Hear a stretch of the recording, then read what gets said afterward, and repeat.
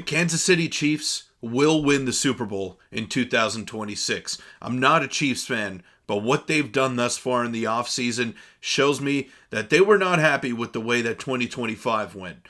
They gave the rest of the league a chance. They had a 1-year hiatus, and they're going to be back at the top at the end of this upcoming season. So we'll break that down and much more coming up on this episode of Answer the Call with Peter Vryonis.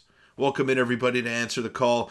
And a lot of player movement, a lot of verbal agreements and signed contracts that are not yet made official, but the NFL hot stove has been heating up here. So if you want wall-to-wall coverage of that, make sure to hit that subscribe button because your support on previous videos has been truly tremendous, whether it's basketball, whether it's football, whether it is hockey, when we were documenting the trade deadline and everything leading up into that. So hit that sub button. You won't want to miss the episodes that we got coming in the next few days. But let's get into some of the moves that the Kansas City Chiefs made, starting with this one.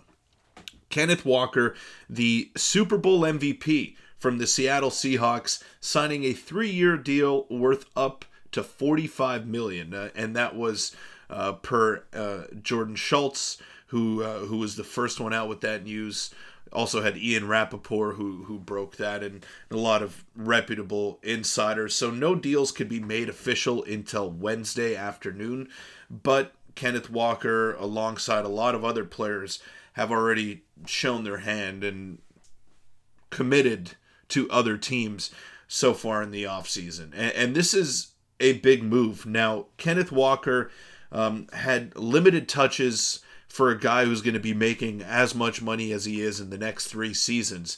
And if we take a look at it, a deeper dive here, these are the most expensive running backs in the National Football League. Saquon at the top, Christian McCaffrey, then followed by Derrick Henry, and Kenneth Walker has now entered that conversation. Now, while I don't think he's as elite as those guys are, that is what the market is, and we always see guys sign contracts that are more expensive than the last one. So it makes sense.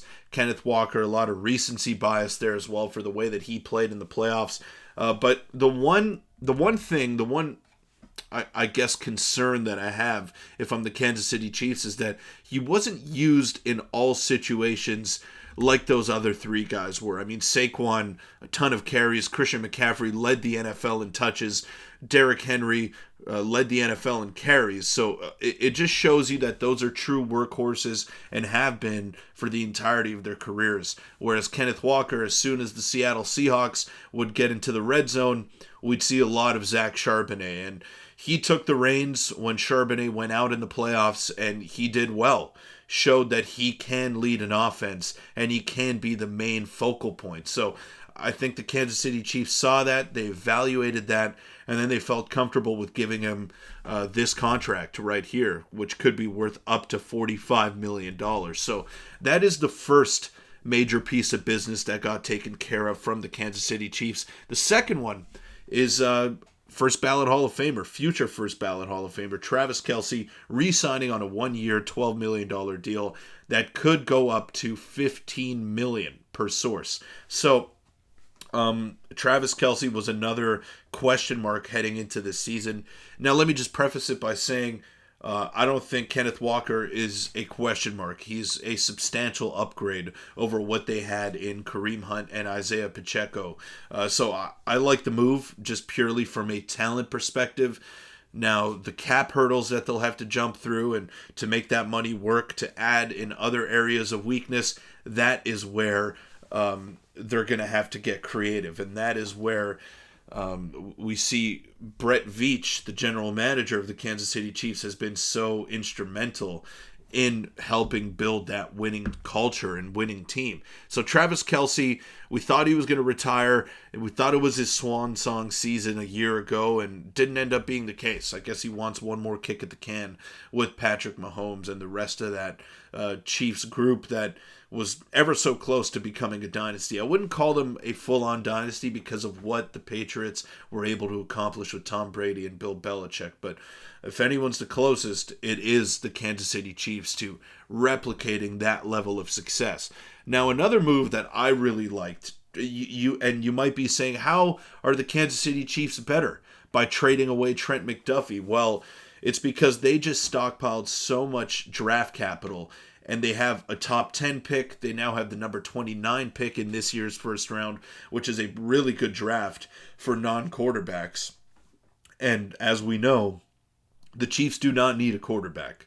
They have arguably the best one in the National Football League. Even though the numbers may not say so, I would still take Patrick Mahomes in an elimination game over pretty much anybody. So just the winning pedigree and the talent that Mahomes has, I think if you surround him with the right pieces, he can get back to the promised land, and there's no doubt about that. So Trent McDuffie going to the Los Angeles Rams and signing a pretty big extension in the process, over $100 million, for a first-round pick, a fifth-round pick, and a sixth-round pick for this season, and then a third-round pick in 2027, next year's draft. So that's a lot of draft capital that the Kansas City Chiefs are stockpiling and are going to be able to address some areas in need or some holes on the roster for pretty cheap. So that is the way to go if you do have an expensive roster. If you're paying your running back Kenneth Walker $15 million a season, you need a little bit of relief in some other positions. So I think this will help the Chiefs achieve that. And if we take a look at their draft picks upcoming here, they have the number 9 pick, and they are projected to select Caleb Downs, who I think can be the steal of the draft. He is such an unbelievable player.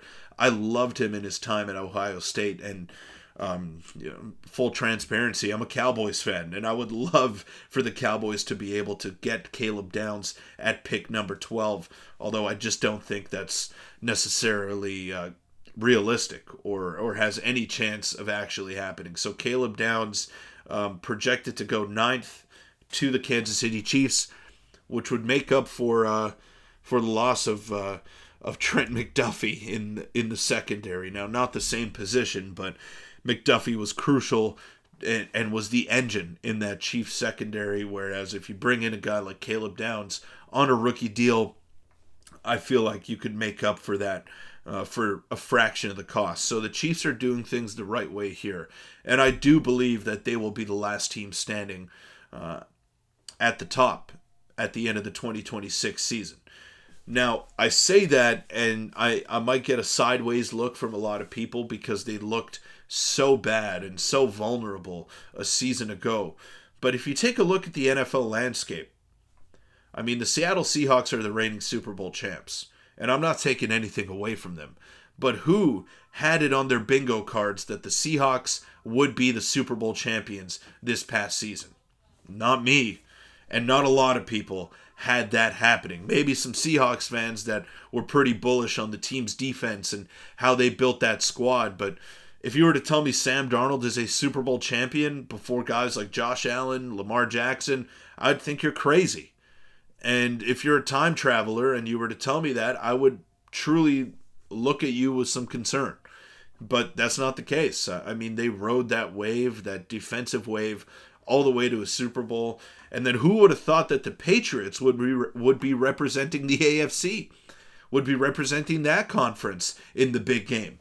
Not me. That's for sure. I thought they were going to be better coming into this past season, but Drake May to finish second in MVP voting and to be in that conversation and to be as good as he was. Now, the real test is this upcoming season for the Patriots because they'll have a first place schedule. And as we know, that can be tricky for a young team, a team that was not expected to be as good as they were in the prior season. So a big test coming up this year for the New England Patriots. It felt like Buffalo's chance was 2025-2026. It felt like everything culminated for Josh Allen to have that moment. Best quarterback in the playoffs, no Lamar Jackson, no Patrick Mahomes, no Joe Burrow, and he still couldn't get it done. Do we really believe in the Jacksonville Jaguars to repeat and to be able to get back to the playoffs and win 11-plus games? I'm not so sure about that either. The Denver Broncos, they were good, but there's some uncertainty around Bo Nix, how he comes back. So there is a true opening there, and I feel like the Chiefs just allowed it to be wide open for that one season because they were not present in the playoffs. Now, with all these additions that they're making, bringing guys back, all the draft capital that they have, I expect the Chiefs to be right back where they were a couple of seasons ago. And it's not hyperbole. I truly think that they are going to win the Super Bowl in 2026, 2027. You can call me crazy. You can disagree. But if you do disagree, do it in the comment section down below. And let me know what your thoughts are on the Chiefs' moves that they've made thus far. And what you think what else they have up their sleeve. Brett Veach, he's been pretty savvy in his time since 2017 as the general manager of football operations, president of football operations as well for that organization. So it might be an unpopular take, but I think the Chiefs are building it the right way here, and I think they've improved thus far in the offseason, even though signings cannot be made official as of yet. So let me know in the comment section down below. Do you think the Chiefs will be back in the Super Bowl? Do you think they have what it takes to compete for the Lombardi?